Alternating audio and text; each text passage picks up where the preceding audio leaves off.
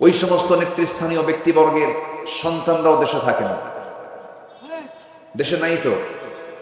কেউ আমেরিকা পড়ে, কেউ ইউরোপে পড়ে, এবং তাদের শেল্টার এই দেশ নয়, তাদের শেল্টার এখন পশ্চিমা বিশ্ব অথবা ইউরোপ আমেরিকার দিকে তাদের ঝোঁকটা বেশি।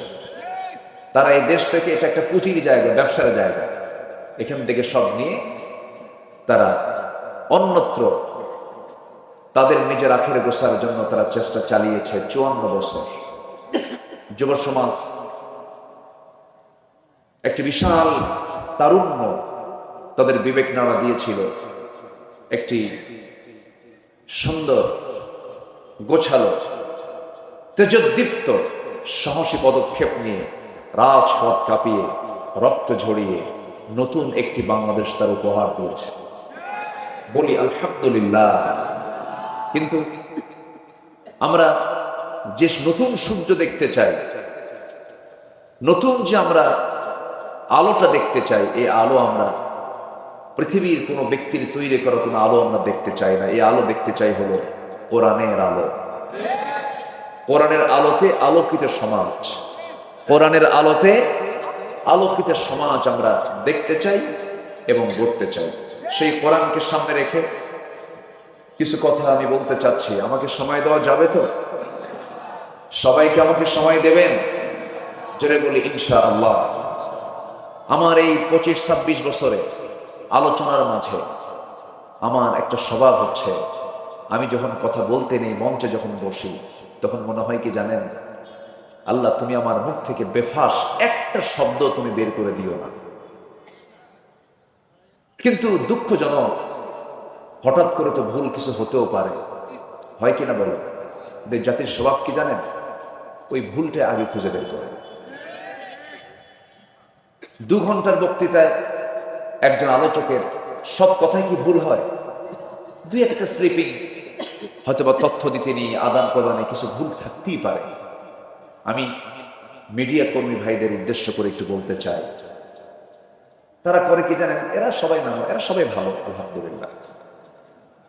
তাদের উদ্দেশ্য হলো যে 2 ঘন্টা বক্তৃতার মধ্যে ভুলটা কোনটা আগে ওটাই ধরে ওটাই ফরওয়ার্ডে বলছে। আমি কি ভুল বলতেছি ভাই? বলা যেতে পারে?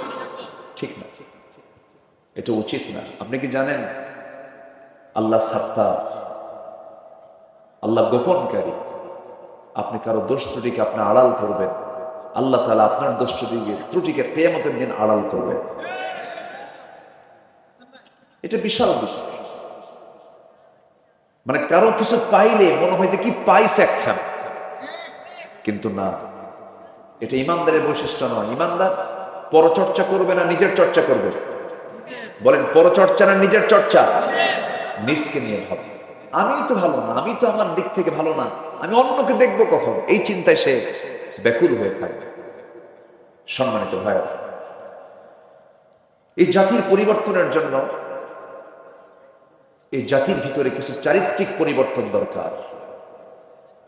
আমরা বক্তব্য 16 বছর বহু শুনেছি। কিছু কিছু বক্তার বক্তব্য শুরু থেকে শেষ পর্যন্ত খালি আগুন ঝরানো বক্তৃতা, বহু আলোচনা শুনেছি আমরা। হাসিনা তো আর নাই, আছে? আছে, দেশে আছে। চিল্লায় কি করবেন আপনি? নাই তো আর। আসুন না, আমরা আমাদের চরিত্রকে সুন্দর করার জন্য চারিত্রিক সৌন্দর্যের কি কি দিকগুলো আমাদের ভিতরে থাকা দরকার, কি কি বাদ দেওয়া দরকার, এই বিষয়ে কিছু কথা আমি আজকে শুধু আপনাকে নয়, গোটা জাতিকেই শোনানোর ইচ্ছা করেছি। কারণ এক একটা বক্তৃতা গোটা দেশবাসীর কাছেই চলে যায়। তার মাধ্যম এখানে আসে না নাই বলেন তো? সব চলে যায়, একটা সেকেন্ড কোথাও আর আটকা থাকে না, সব মিডিয়ার কল্যাণে চলে যায়। সম্মানিত ভাইয়েরা, তাহলে আমাদের চরিত্র যদি আমরা সুন্দর করতে চাই, তাহলে কিসের আলো দরকার বলেন তো? বলেন, কিসের আলো দরকার? বলুন, কিসের আলো? এসো এসো এসো দলে দলে সব, এই যে কোরআনের উৎসব। এসো এসো এসো দলে দলে সব, এই যে কোরআনের উৎসব। কোরআনের কথা বলে আল্লাহর দল, এই পথে যারা চলে তারাই সফল। কোরআনের কথা বলে আল্লাহর দল, এই পথে যারা চলে তারাই সফল। এই পথে এত বাধা ছিল না জানা, আল্লাহুম্মা ইয়াসসির লানা উমুরানা, আল্লাহুম্মা ইয়াসসির লানা উমুরানা। জোরে বলি আমিন। আর জোরে আল্লাহুম্মা আমিন। তাহলে আলো দরকার হলো কোরআন। এই আলো শুধু নামাজে আমরা দেখতে চাই না, এই আলোকে, এই আলো দিয়ে আমরা সমাজকে আলোকিত করতে চাই, রাষ্ট্রকে আলোকিত করতে চাই, পার্লামেন্টকে আলোকিত করতে চাই, সচিবালয়কে আলোকিত করতে চাই, সমাজের প্রত্যেকটি রন্ধ্রে রন্ধ্রে, সমাজের প্রত্যেকটি পাতায় পাতায় আমরা কোরআনের আলো দিয়ে আলোকিত করতে চাই। তাহলেই হবে একটি সুন্দর সোনালী সমাজ, একটি সুন্দর সোনালী রাষ্ট্র আমরা দেখতে পাবো। জোরে বলি ইনশাআল্লাহ। একটু আমার দিকে তাকান, আমার কথা কি বুঝতে পারছেন সবাই? সবার কানে কি আওয়াজগুলো যাচ্ছে? আসুন আমরা এখন সোজা আলোচনার দিকে চলে যাচ্ছি। আমি যেখান থেকে তেলাওয়াত করেছি, তেলাওয়াতকৃত সূরাটার নাম হলো সূরাতুল আহজাব। আহজাবের শেষ দিকের কয়েকটা আয়াত আমি তেলাওয়াত করেছি। আয়াতগুলোকে সামনে রেখে, যেহেতু তাফসীর মাহফিল, এই তাফসীর মাহফিলের সবচেয়ে বেশি কথা থাকতে হবে কার কথা? কোরআনের আয়াত থাকতে হবে, তার অর্থ থাকতে হবে, অনুবাদ থাকতে হবে। এগুলো যদি বেশি থাকে তাহলে ভাববেন যে মাহফিলটা বরকতময় হয়ে গেছে। বলি আলহামদুলিল্লাহ। আলোচনা সুন্দর হলো, মানুষ কানলো, আলোচক নিজেও কানলো, কিন্তু একটা আয়াত নাই, একটা হাদিস নাই, তাহলে সেই আলোচনার কোনো মূল্য, আলোচনার কোনো জাযা, পুরস্কার কার দরবারে হবে না? বলেন তো, কার দরবারে হবে না? আল্লাহর দরবারে হবে না। আসুন আমরা কোরআনকে দিই, কোরআনকে বুঝবো, কোরআনকে দিই, কোরআনকে বুঝবো। কোরআন থেকে আমরা শুরু থেকে শেষ পর্যন্ত কথা বলবো, হাদিস থেকে আমরা শুরু থেকে শেষ পর্যন্ত কথা বলবো। ওয়ামা তাওফীকি ইল্লা বিল্লাহ। আসুন আল্লাহ তাআলা কি বলছেন? আল্লাহ রাব্বুল আলামিন বলেন, ইয়া আইয়ুহাল্লাযীনা আমানু তাকুল্লাহা ওয়া কুলু কাওলান সাদীদা ইউসলিহ লাকুম আ'মালাকুম ওয়া ইয়াগফির লাকুম যুনুবাকুম ومن يطع الله ورسوله فقد فاز فوزا عظيما। জোরে বলুন আল্লাহু আকবার। আজকে আমার আলোচনার সাবজেক্ট হলো আল কোরআনের আলোকে মুমিন জীবনের 15টি চারিত্রিক বৈশিষ্ট্য, 15টি চারিত্রিক গুণাবলী। গোটা কোরআন কি একটু খোঁজাখুঁজি করে, গোটা কোরআন থেকে একটু খুঁজে খুঁজে বের করে বিশাল আলোচনা কোরআনের, যার কোনো তলা নাই, তলাহীন একটা সাগর, সেই সাগর থেকে কিছু খণ্ড খণ্ড কিছু অংশগুলো বের করে 15টা গুণ যে বান্দার মধ্যে থেকে যাবে, আশা করা যে আমার আল্লাহর বক্তব্য ওই বান্দার ঠিকানা হয়ে যাবে জান্নাত। জোরে বলি সুবহানাল্লাহ। গুণ ছাড়া কি জান্নাত পাওয়া যাবে ভাই? পাওয়া যাবে না। গুণ অর্জন করতে হবে।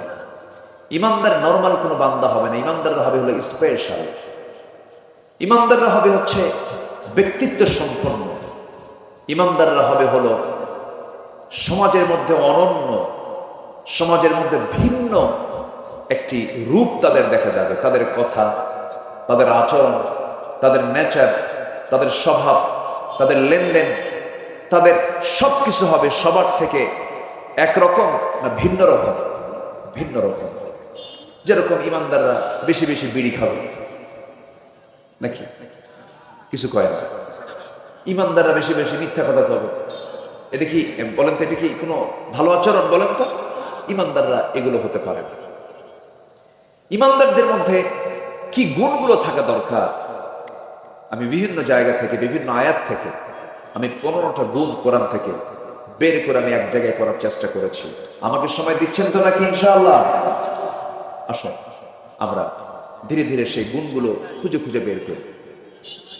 আল্লাহ রাব্বুল আলামিন সূরাতুল আহজাবের শেষ দিকে 70 নম্বর আয়াতে বলছেন, ইয়া আইয়ুহাল্লাযীনা আমানু তাকুল্লাহা ওয়া কুলু কাওলান সাদীদা। এক নম্বর গুণ হলো, একটা একটা করে আজকে 15টা গুণ শেষ করব, সবাই শুনে এখান থেকে বিদায় নেব। মাথায় রাখবেন, এই আলোচনা আমার জীবনের শেষ আলোচনাও হতে পারে, এই শোনা আমার জীবনের শেষ শোনাও হতে পারে। এই 26 বছর মাহফিল ইতিহাসে আমার বহু চোখে দেখেছি মাহফিল শুনতে সে লাশ হয়ে বিদায় নিয়েছে বহু শ্রোতা। মঞ্চে আলোচনা করতে করতে আমার রেজাউল করিম কাউসারী ভাই মঞ্চেই দুনিয়া থেকে বিদায় নিলেন। এই কিম সেফাতুল্লাহ রাহিমাহুল্লাহ দুনিয়া থেকে বিদায় নিলেন। কত অভিনেতা অভিনয় করতে করতে মঞ্চেই দুনিয়া থেকে বিদায় নিল। আমিও বিদায় নিতে পারি, আপনিও বিদায় নিতে পারেন। তবে একটা বিষয় হলো, এমন কোন জায়গায়, বরকতময় জায়গায় আমার বসে থাকার সুসৌভাগ্য না, মহাসৌভাগ্যের বিষয়। জোরে বলি আলহামদুলিল্লাহ। এই মুহূর্তে আপনারা যেখানে বসে আছেন, এটা হলো এমন একটা জায়গা, আমার আল্লাহ তাআলা এই জায়গাকে স্পেশাল জায়গা হিসেবে আখ্যা দিয়েছেন, জান্নাতের টুকরা। জোরে করেন সুবহানাল্লাহ। বসবেন, কেউ নড়বেন না, একদম আলোচনার সমাপ্তি টেনে আমরা একসাথে এখান থেকে মোনাজাত শেষ করে বিদায় নেব। জোরে বলি ইনশাআল্লাহ। আমাকে যেন বারবার না কথা বলতে হয়, এটা একটা ক্লাস। এই ক্লাসে যিনি না বলে চলে যাবেন, কোরআনের ক্লাস থেকে যিনি না বলে ওঠা বসা করবেন, এটা কি বলেন তো আদব হবে না বেয়াদবি হবে? বেয়াদবি হবে। বসবেন শান্ত মাথায়, আমরা আল্লাহ যা বলাবেন আমরা তাই শুনবো এবং বলবো। জোরে বলি ইনশাআল্লাহ। তাহলে 15টা চারিত্রিক গুণের ভিতরে 1 নম্বর গুণ হলো, আল্লাহ তাআলা ডাক দিচ্ছেন কিন্তু 1 নম্বর গুণ হলো, তোমরা আল্লাহকে ভয় করো এবং সত্য কথা বলো। কাকে ভয় করবো আমরা বলেন তো? জোরে বলেন, কাকে ভয় করবো আমরা? আল্লাহ। এবং আল্লাহ রাব্বুল আলামিন তার সাথেই বলছেন, ওয়াকুলু কাওলান সাদীদা, সত্য কথা বলো। একটা প্রশ্ন করব আমি, এই জাতি বাংলাদেশের যে মুসলমানগুলো আছে, অন্য ধর্মের লোক আছে, প্রায় 20 কোটি মানুষ এই দেশে এখন। এই 20 কোটি মানুষই যদি আমরা জরিপ করে দেখি, আল্লাহ রাব্বুল আলামিন বলছেন সত্যবাদী হও, সত্য কথা বলো, সোজা কথা বলো। বলুন তো, অধিকাংশ সত্যবাদী না মিথ্যাবাদী? বলেন, সত্যবাদী না মিথ্যাবাদী? মিথ্যাবাদী। কোর্টে মামলা হয়, সে মামলার যে রায়গুলো হয়, সে মামলার সাক্ষীগুলো, উকিলরা যে যুক্তি তর্কগুলো দেন, এগুলোর মধ্যে অধিকাংশ সত্য না মিথ্যা? ভালো করে বলবেন, আমি একদম মানে মানে মন খুলে বলবেন। বলেন তো, অধিকাংশ কি এগুলো যে মামলা টামলা যা হয়, এগুলো কি মানে সত্যের উপরে না সাজানো নাটকের উপরে? সাজানো নাটকের। আমরা কিন্তু দেখছি, কিন্তু এগুলো সব কিন্তু আমরা অবজার্ভ করছি। আরেকটা প্রশ্ন আমি করতে চাই, বলুন তো, আমার দেশে সবচেয়ে বেশি মিথ্যা কথা বলে কারা? শিক্ষকরা? কারা কারা কারা বলেন? নেতারা? আমি কিন্তু বলি নাই, আপনারা বলবেন কিন্তু, দোষ কিন্তু আমার নাই। তাহলে পুরো অডিয়েন্স সবাই বলে ফেললেন যে কোন শ্রেণীর মানুষ সবচেয়ে বেশি মিথ্যা কথা বলে? আপনারা বললেন কারা? নেতা। সব নেতা নয়, তবে নেতারা সবচেয়ে বেশি মিথ্যা কথা বলেন, এই কথাটা কিন্তু আপনাদের এই অডিয়েন্স থেকে আমার কানে এসেছে। এর কিছু অবশ্যই বাস্তবতা আছে না নাই বলুন তো? আসতে বলবেন না, আছে না নাই? এই পর্যন্ত যত ওয়াদা, যত সরকার দিয়েছে, কোন ওয়াদা কি তারা রক্ষা করতে পেরেছে? বিগত সময়ে 16 বছর থাকা নব্য ফেরাউন, কি ফেরাউন বলে? নব্য ফেরাউন, লেডিস ফেরাউন। ফেরাউন তো পুরুষ ছিল, আর আমাদের সেটা লেডিস আসছে, খুব অত্যাচার করেছে। আমি তো এমনি এমনি বলছি না, চোখের সামনে আপনার ইতিহাস দেখেছেন, ঘটনা দেখেছেন। বলুন তো, আজকের এই মাহফিলটা বাস্তবায়নের জন্য এই মাহফিল কমিটির কোনো ভাই কি থানায় গিয়েছিল? যাওয়া লাগছে? আচ্ছা, কোথাও কি কোনো সমস্যা হচ্ছে?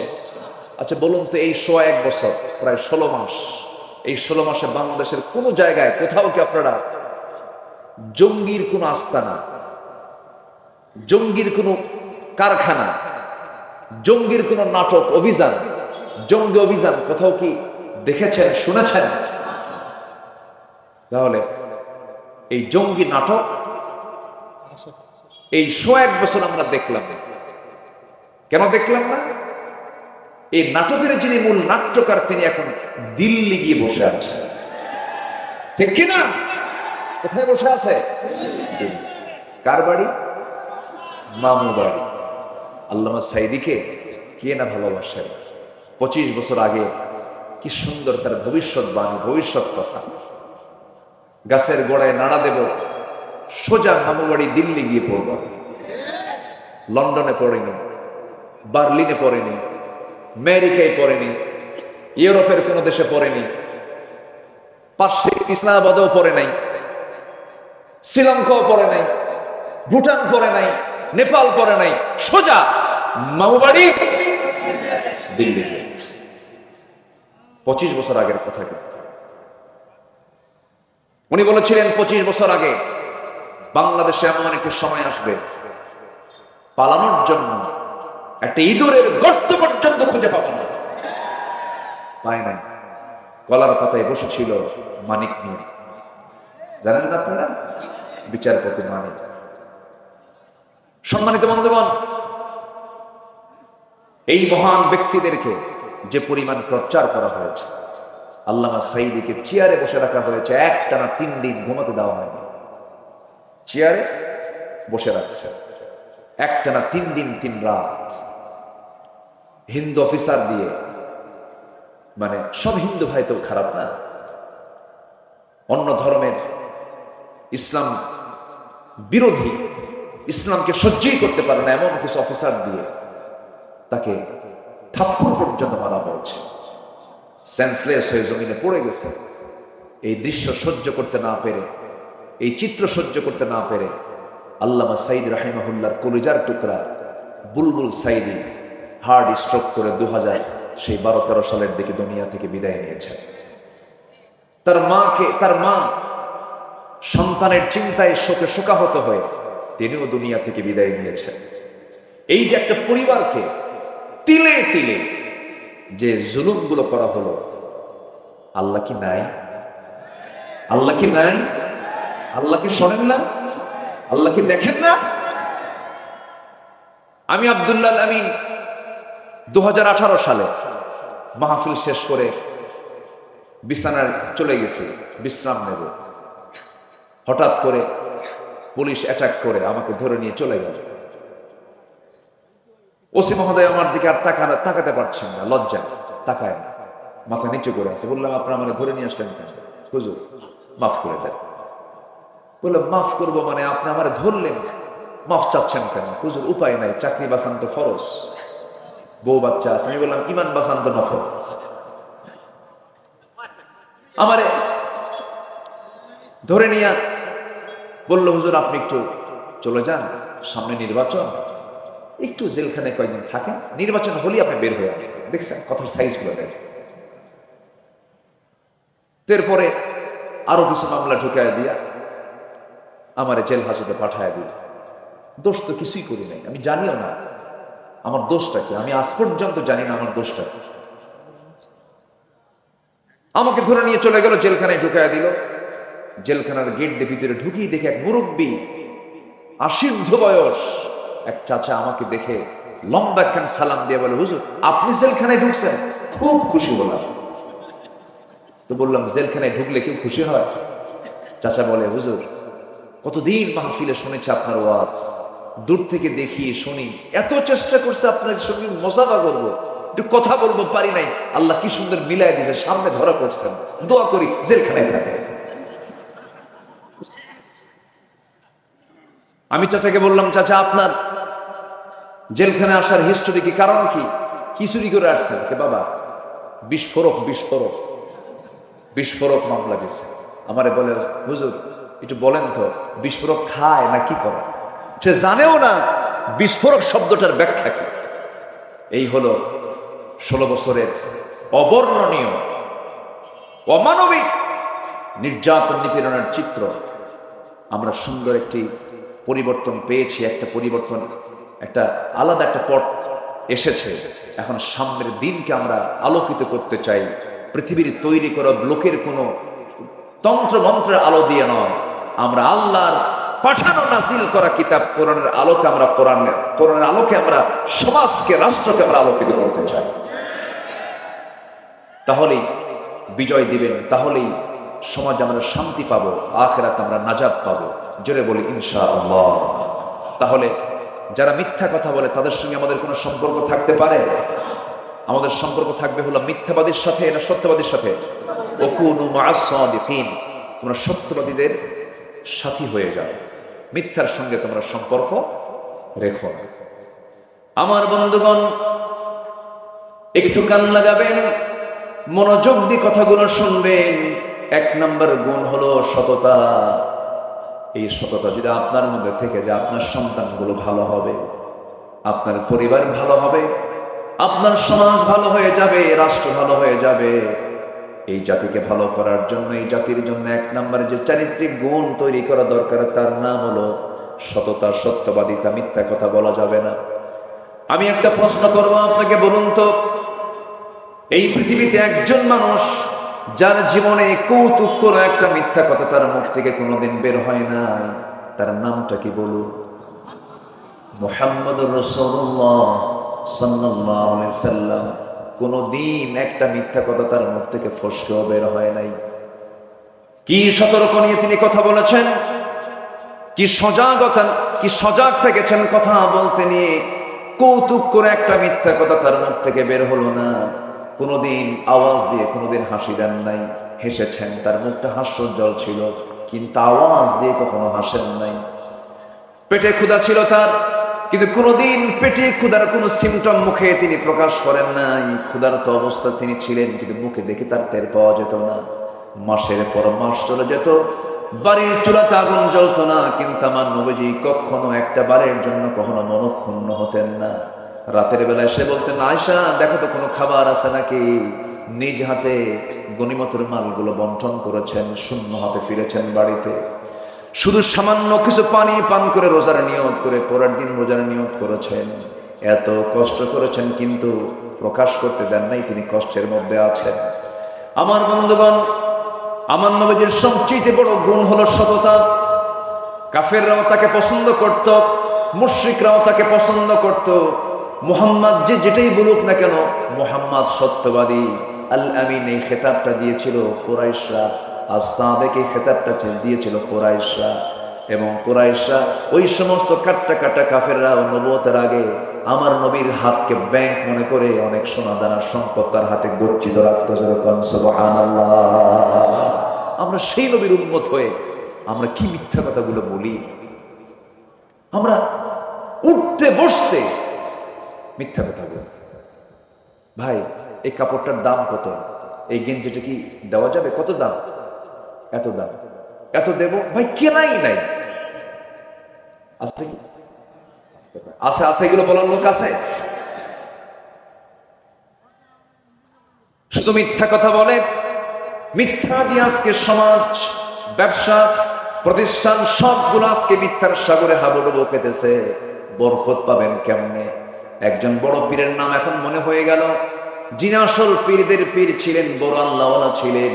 জিলান শহরে তার বাড়ি ছিল। আব্দুল কাদির জিলানী রাহিমাহুল্লাহ বড় আল্লাহওয়ালা ছিলেন। এই বড় আল্লাহওয়ালা যখন ছোট ছিলেন, পারিবারিক শিক্ষা ছিল তার মা সন্তানকে ডাক দিয়ে বলে, বাজান একটা কথা বলি। কি কথা? আজকে তোমাকে আমি একটা নাসিহা করব, শিক্ষার উদ্দেশ্যে বাড়ি থেকে বের হচ্ছ, বাড়ি থেকে বের হয়ে চলে যাচ্ছ, দোয়া করি বড় শিক্ষাবিদ হও, বড় আলেম হয়ে যাও বাবা, আমি তোমার জন্য দোয়া করি। কিন্তু আমি তোমার মা হয়ে তোমাকে একটা নসিহা করছি, একটা উপদেশ দিতেছি, মরার সময় পর্যন্ত কোনোদিন জিহ্বা থেকে একটা মিথ্যা কথা কখনো বলবা না, জিহ্বাকে নাপাক করবা না। যাও বাবা। ছোট্ট ছেলে আব্দুল কাদের জিলানী ঘর থেকে বের হয়ে গেছেন শিক্ষা অর্জন করার জন্য। মাঝ পথে ডাকাতি শুরু হয়ে গেছে। আমার দেশে বুঝি ডাকাতি নাই? আসতে বলবেন আছে না নাই? আছে না নাই? ওই যে দুজন ভাই উঠলো, ব্যাপারটা কি? ওই যে দেখেন তো, ধরেন তো, একটু তদন্ত করেন তো। উঠলো কেন? বসেন। রাগ করতেছেন আপনারা? রাগ করতেছেন? আমি কাউকে উঠতে দেব না ভাই। আমার স্বভাব কি জানেন? আমার সামনে থেকে কেউ উঠতে নিলে আমার আলোচনা হেরে যায়। তো আপনার কারণে যদি মাহফিল যদি বন্ধ হয়ে যায় অথবা আমার আলোচনা যদি হেরে যায়, আপনি কত বড় আসামি এটি ভাবতেছেন কি আপনি? ঠিক না। আমি একটু কড়া শব্দই প্রয়োগ করে বললাম, মেহেরবানি করে কেউ আমরা উঠবো না, আর একজন লোক ওঠার চিন্তা করবো না। আল্লাহ কবুল করুন। জোরে বলি আমিন। আমি তো আপনাদের মতো করে কথা বলতে পারি না। যশোরের ভাষা, খুলনার ভাষা, খুলনা অবশ্য একটু চেঞ্জ, কুষ্টিয়ার ভাষা, চুয়াডাঙ্গা মেহেরপুরের ভাষা হলো ইন্টারন্যাশনাল মানসম্মত, একদম আন্তর্জাতিক মানসম্মত। আপনাদের মতো শুদ্ধ বাংলা ভাষায় কথা বলার মতো কোন বাপের বেটা পৃথিবীতে দ্বিতীয়টা নাই। কেউ তো আলহামদুলিল্লাহ বলেন? জোরে বলেন না ভাই আলহামদুলিল্লাহ। তবে নোয়াখালীর ভাষাটা আরো সুন্দর, সহি নাকি? অনেক সুন্দর ভাষা আপনারা কথা বলে। সেই সুন্দর কথা বলার জাদুবরদের সামনে আমি ভাঙ্গা চূড়া মানুষ কথা বলছে। আমার কথা কি পছন্দ হচ্ছে ভাই? পছন্দ হচ্ছে তো? সম্মানিত ভাইরা, আব্দুল কাদের জিলানী রাহিমাহুল্লাহ রওনা দিয়েছেন। ছোট্ট মানুষ, কিছু স্বর্ণ মুদ্রা তার মা তাকে দিয়েছে, স্বর্ণ মুদ্রা, সোনার মুদ্রা দিয়েছে। আব্দুল কাদের জিলানী রওনা দিয়েছেন। চোখের সামনে ডাকাতি চলতেছে, যার কাছে যা কিছু পায় সবকিছু নিয়ে চলে যাচ্ছে ডাকাতরা। এবার তাল পড়ে গেছে, আব্দুল কাদের তালে পড়ে গেছে। সবাই তাকে জিজ্ঞাসা করছে, এই ছেলে তোমার কাছে কি আছে? পকেটের মধ্যে যা কিছু ছিল, ব্যাগে যা কিছু ছিল, সব কিছু তার সামনে, তাদের সামনে ওপেন করে দিয়েছে, কিচ্ছু বলার আগেই। ডাকাতরা বলছে, তুমি ছোট মানুষ, যা চাইলাম সব বের করে দিলে। সহজে এরকম করে কেউ বের করে দেয় না, বহু চাপ দিয়ে বের করে নিতে হয়। মিথ্যা কথা বলে, কিন্তু সত্য কথা তুমি যা বলেছে তুমি তাই সবকিছু বের করে দিলে। কারণটা কি? আব্দুল কাদের বলছে, আমার মার নসিহা হলো মৃত্যুর দিন পর্যন্ত আমার মুখ থেকে যখন যেন একটা মিথ্যা কথাও যেন কখনো না বের হয়। শিক্ষা কি শুধু স্কুলে না বাড়িতেও আছে? শিক্ষা কি শুধু স্কুলে না মাদ্রাসায় না বাড়িতেও আছে? এক রাজা তার মেয়েকে বিয়ে দিয়েছে উচ্চ শিক্ষিত দেখে, অনেক শিক্ষিত একটা ছেলে তাকে দেখে বিয়ে দিচ্ছে। বিয়ে দেওয়ার পর রাজা লক্ষ্য করে দেখে, আমার মেয়েকে, আমার কন্যাকে বিয়ে দিলাম শিক্ষিত লোক দেখে, কিন্তু এত জুতার দিক তাকায় কেন? নতুন জামাই শুধু কিসের দিকে তাকায়? জুতার দিকে নজর। তো তার অ্যাসিস্ট্যান্টকে বললো, দেখো তো ওর গোষ্ঠী একটু উদ্ধার করে দেখো তো, ওর গোষ্ঠী কি? বললো যে, স্যার রাজামশাই, ওর গোষ্ঠী হলো মুচি। আপনি মুচির দোকানের সামনে দিয়ে গেলে মুচি কি আগে আপনার চেহারায় তাকায় না জুতায় তাকায়? কোন দিকে তাকায়? জুতার দিকে। পারিবারিক শিক্ষা হচ্ছে বড় একটা শিক্ষা। সন্তানদেরকে কখনো মিথ্যা শেখাবেন না, ঠকবাজি শেখাবেন না। সাইয়েদনা ওমর ফারুক রাদিয়াল্লাহু তাআলা আনহু রাত্রিবেলা জনগণকে দেখার জন্য বের হয়েছে। জনগণকে দেখতে গিয়ে অনেক গভীর রাত্রিতে মা মেয়ের গল্প শুনছিলেন। মা মেয়েকে বলছে, মা খুব কষ্টে দিনগুলো পার হচ্ছে, দয়া করে তোমাকে বলছি মা, ওই যে ওটির দুধগুলো আছে, ওটির দুধের ভিতরে কিছু পানি মিশায়া দাও। পানি মিশায় দিলে পরে দুধের পরিমাণটা বাড়বে, বেশি দামে বিক্রি করা যাবে। সঙ্গে সঙ্গে মেয়ে বলছে, মা তুমি আমাকে যে নসিহা করছো, এটা কোনো নসিহা, এটা জাহান্নামে যাওয়ার একটা নসিহা। এত বড় পাপ আমি করতে পারবো না। আল্লাহর তো ভয় আছে, আবার ওমরের পার্লামেন্ট আছে, ওমরের প্রশাসন আছে, দেখে ফেললে জানতে পারলে বড় বেকায়দা হয়ে যাবে। সঙ্গে সঙ্গে মা বলতেছে, ও মা, আমার কলিজার টুকরা মেয়ে, এখানে তো ওমরের লোকজন নাই, কেউ দেখবে না, অন্ধকার রাত। সঙ্গে সঙ্গে মেয়েটা বলছেন, ও মা, তুমি আমাকে যদি মেরেও ফেলো আমি এমন কাজ করতে পারবো না, কারণ সবচাইতে বড় প্রশাসন কিরামান কাতিবিন, সমস্ত ফেরেশতারা আমাদের সবকিছু রেকর্ড করছেন। যেরকম সুবহানাল্লাহ। এখন উপদেশ দিচ্ছে মা না মেয়ে? বলেন মা না মেয়ে? মেয়ে দিচ্ছে।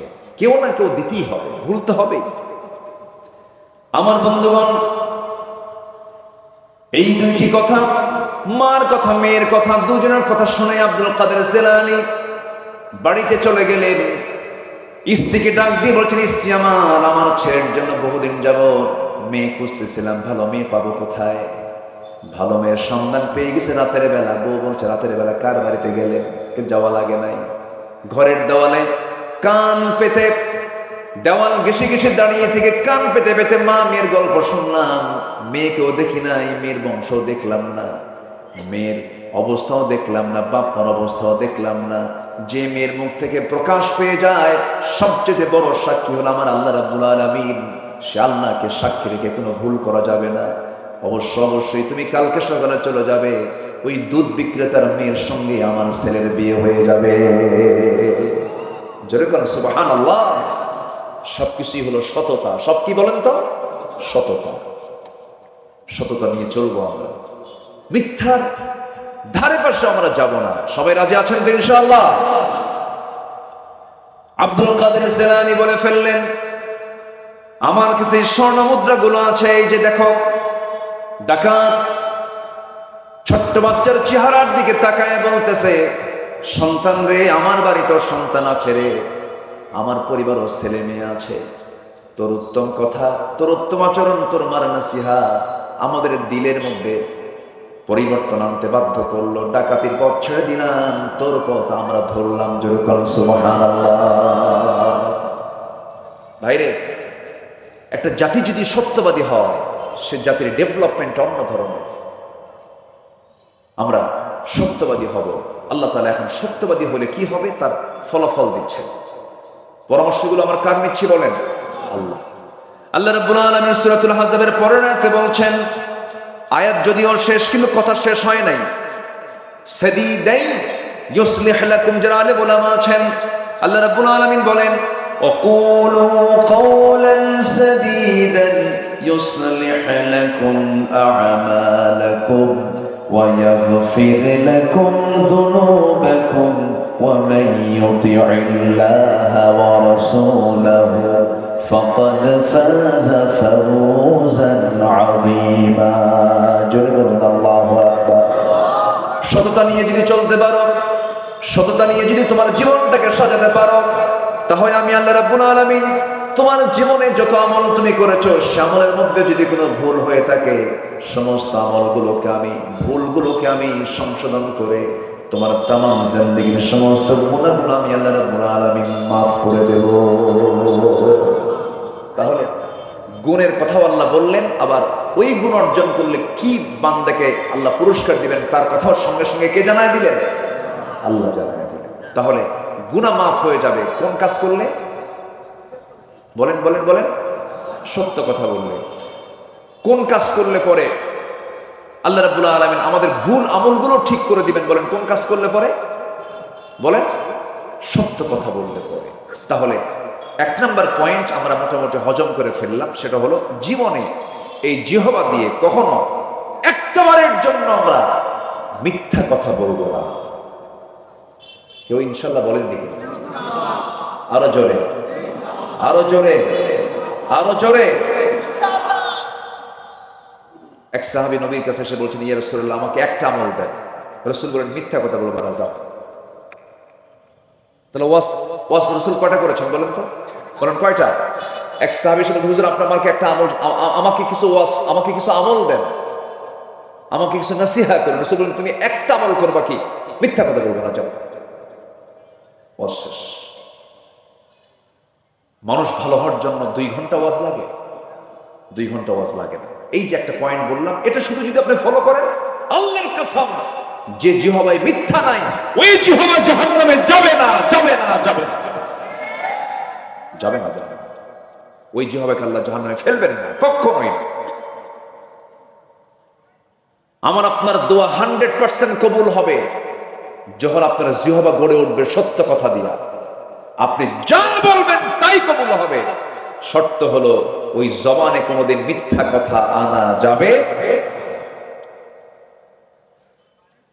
কিন্তু ফোন এখন তো চলে আসছে, এই ফোনের যুগে ফোন দিলে ভাই আপনি কোথায় বলেন তো, কোথায়? চতুর্থ আসমান, অনেকে সপ্তম আসমান আছে কিনা বলেন, ঘরের কোনায় থেকে বলে আমি সপ্তম আসমানে আছি।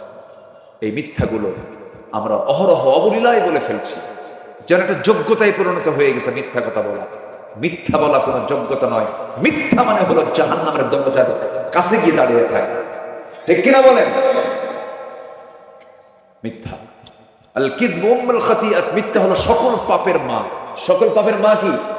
মিথ্যা। আমরা ছেড়ে দেব, রাগ করতেছেন মনে হয়। এই কথাগুলো কি বলার দরকার আছে? 16 বছর তারা যে কথাগুলো বলেছে, যে মিথ্যা রায়গুলো দিয়েছে, যে রায়গুলো দিয়েছে, সবগুলো কি সত্য না মিথ্যা বলেন তো? শুধু মিথ্যা, নির্জলা মিথ্যা। আল্লামা সাঈদীর একটা মামলায় সাক্ষী সাঈদীর বিরুদ্ধে সাক্ষী দিতে এসেছে। সে সাক্ষীর জন্ম হলো 79, জন্ম হলো 76, আর ঘটনা হলো 71। তাহলে 71 সালের ঘটনা, তার সাক্ষীর জন্ম হলো 76-এ। তাহলে 5 বছরের পরে জন্ম নিয়ে সে 71 সালের ঘটনা দেখছে। কি কথা কি বুঝতেছেন আপনারা? সে হলো ওই মামলার সাক্ষী। দেখলো কেমনে? দেখলো হলো রুহের জগৎ থেকে। কিসের জগৎ থেকে? আর সেইগুলো সাক্ষীকে নিয়ে সাজানো পাতানো যে রায়গুলো দিয়েছে, তারই আজকে পরিণতি ভোগ করছে তারাই পরিণতি ভোগ করছে। অর্থ দিয়ে শান্তি হয় না, টাকা দিয়ে শান্তি হয় না, সম্পদের মালিক হয়ে শান্তি হয় না। যদি প্রশ্ন করা হয় এই দেশের এখন 1 নম্বর ধনীকে, নাম চলে আসবে বেক্সিমকো গ্রুপের মালিক সালমান এফ রহমান। এই সালমান এফ রহমান 5 আগস্টের পরবর্তী কোথাও জমিনের কোথাও তার থাকার জায়গা নাই। গোটা পৃথিবীর সমস্ত জায়গা তার জন্য অচল হয়ে গেছে, থাকতে পারছে না। মুখের দাড়িটা কেটে ফেললো। বলেন তো, আমরা যে দাড়িটা রেখেছি, আমাকে যদি মেরেও ফেলা হয়, আমরা কি দাড়ি কাটবো? দাড়ি কাটবো, কারণ এই দাড়িটার সঙ্গে জড়িত হচ্ছেন মুহাম্মদ সাল্লাল্লাহু আলাইহি ওয়াসাল্লাম। বাঁচার জন্য এই সালমান এফ রহমান দাড়িটা কাটছিল, জানেন না আপনারা? দাড়ি কাটছে, মাথার চুল সাদা কালো বানাইছে, সাদা পাঞ্জাবি খুলে, সাদা পাজামা খুলে লুঙ্গি আর গেঞ্জি পরছে। আইনমন্ত্রীকে সাথে নিয়ে আবার ভুল করে নৌকায় চড়ছে। ভুল করে কোথায় চড়ছে? নৌকায় চড়ছে। পার আর হতে পারে নাই, কোস্টগার্ড ধরে ফেলছে, আইনমন্ত্রীকে চিনে ফেলছে। স্যার চলেন, থানায় চলেন। আমি কি একা আসছি? আমার একা নিয়ে যাবো কেন? আমি কি একা আসছি? আমি জামাতের সাথে আসছি। কিসের সাথে? জামাতের সাথে। তো বললো যে কে আপনার সাথে আসছে? কই যে দেখো, লোকটাকে দেখা যায় না তো, চেনা যায় না তো, ভালো করে দেখো। ওটাই দরবেশ। ওটা কে?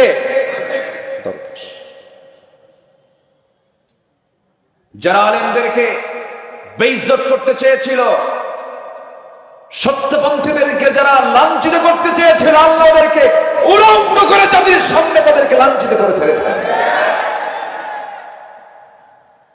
কারণ সম্মান নিয়ে খেলবেন না, আপনি নিজে অপমানিত হবেন। সম্মানিত ভাইয়েরা, সম্মানিত বন্ধুগণ, আমরা এই 54 বছরের বহু নেতৃত্ব দেখেছি। সব নেতৃত্বের স্বাদ আমরা নিয়েছি। আমরা আগামীর নেতৃত্ব দেখতে চাই হলো কোরআনের নেতৃত্ব, ইসলামের নেতৃত্ব। আগামীর দিন আমাদের বাংলাদেশের জন্য হতে হবে ইসলামের দিন, কোরআনের দিন। আইয়ুবের শাসন দেখেছি, মুজিবের ভাষণ শুনেছি। কি শুনছি কিনা বলেন? আইয়ুব শাসন করেছেন, মুজিব ভাষণ দিয়েছেন। জিয়া খাল কেটেছেন, সাসায়ের সাথে তাল বেতাল উনি দেখিয়েছেন। আর 16 বছরে শুধু এই বাকি সময়গুলো আমরা দেখছি হরতাল আর হরতাল, সব দেখা শেষ। আগামীর বাংলাদেশকে আমরা সাজাতে চাই কোরআনের বাংলাদেশ দিয়ে। রাজি আছেন কারা কারা? হাত উঁচু করে দেখান মুসলমান।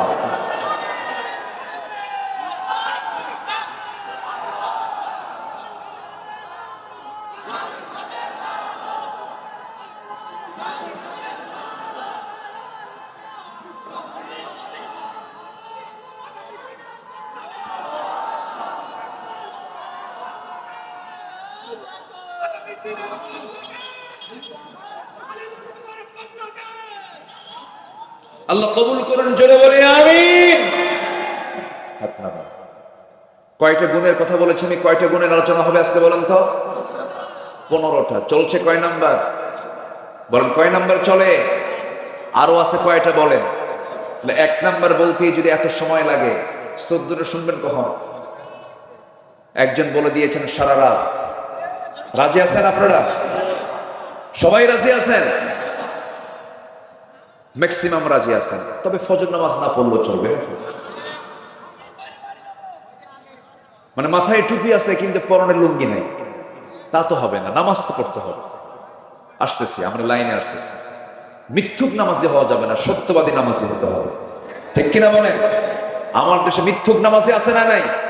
নির্বাচন আসলে পরে এক আসরের নামাজ 4 বার পড়ে। কয়বার পড়ে? 4 বার পড়ে। এটা মিথ্যুক নামাজ। টুপি একটা নতুন করে নেয় নাকি? টুপিটা নেয়।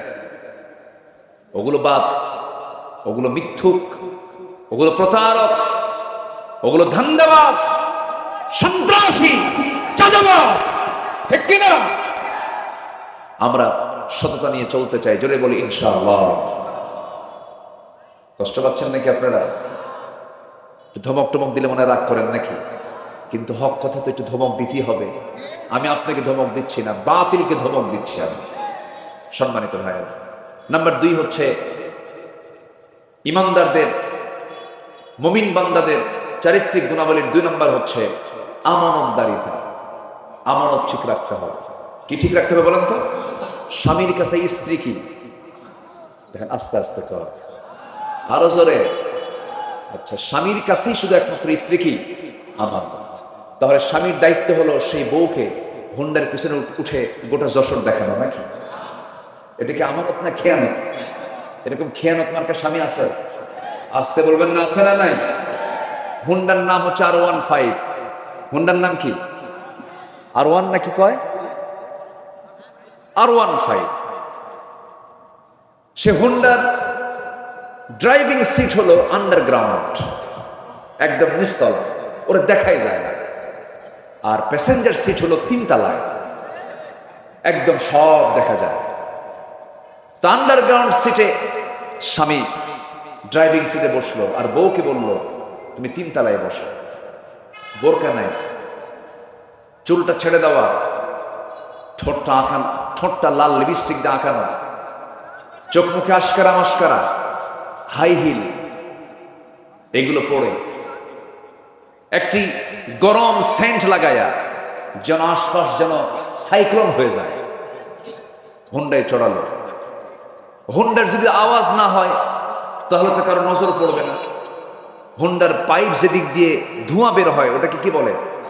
স্যালেঞ্জার পাইপ। যেটা ওই পাইপটা মেকারকে গিয়ে বললো এটা খুলে দে।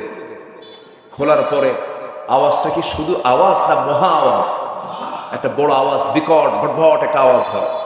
বউ তুলছে 3 তলায়, ও আছে নিচতলায়। স্যালেঞ্জার পাইপ খুইলা এমন একটা আনমানছে রাজগঞ্জ বাজার থেকে একদম পুলের হাট পর্যন্ত, পুলের হাট থেকে একদম সেই কি বলে বেনাপোল পর্যন্ত, বেনাপোল থেকে আবার টান দিয়ে চলে গেছে একদম সাঁচরার মোড় পর্যন্ত। দেখায় দিল জাতিকে, আমার বউ তোমরা দেখো, এটা আমার শুধু বউ না, জাতীয় সম্পদ। যখন নাউজুবিল্লাহ, যখন নাউজুবিল্লাহ।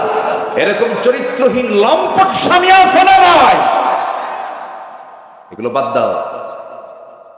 বউটাকে সুন্দর করে প্যাকেট করো। প্যাকেট মানে আবার মানে এটা যন্ত্রণা না, এটা হচ্ছে বোরকায় রাখো, পর্দায় রাখো। আমাদের শব্দ চয়নে কোথাও যদি কোনো একটু ভুল টুল হয়, দেখেন না যে ক্যামেরা কিরামুন কাতিবিন কেমন আছে দেখেন না। এখন এই শব্দটা যদি কেটে ফেলে যে প্যাকেট করো, তাহলে তো মনে করেন তো কাম সারা।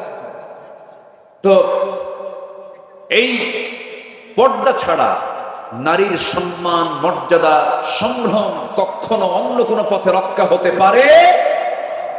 মেয়েদের সম্মান মর্যাদা আছে হলো পর্দার মধ্যে। কিসের মধ্যে বলেন? পর্দার মধ্যে।